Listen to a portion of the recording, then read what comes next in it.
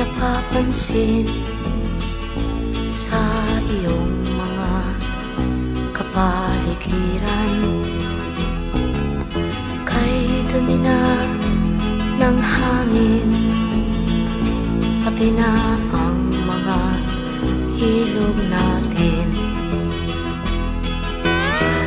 Hindi nga masamang pag-unlad at malayo-layo na rin ang ating narating. Ngunit masdan mo ang tubig sa dagat, dati kulay asul, ngayon'y naging itim.